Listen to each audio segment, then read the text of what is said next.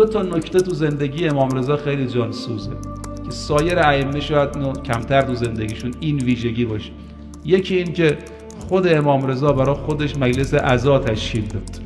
شما کربلا امام حسین نذاشت تا جمع شدن گریه کنن گفت نه پشت سر من گریه نکنید، دارم میرم میدان، آرام باشید. اما امام رضا توی مدینه زن و بچه رو جمع کرد، امام جواد 4 ساله، همسرش، خواهراش، برادراش جلو قبر پیغمبر، امام داره میره، جمع شدن. فرمود برام اشک بریزید. آقا جون پشت سر مسافر گریه خوب نیست. فرمود من دیگه از این سفر بر نمیگردم.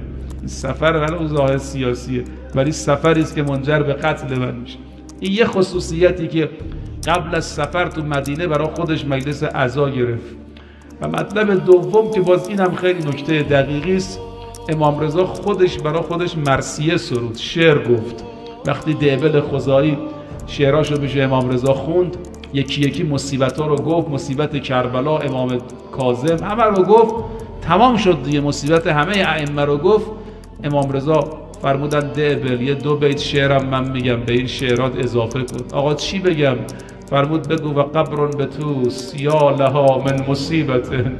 یه قبری هم در توسه، در خراسان، صاحب این قبر خیلی مصیبت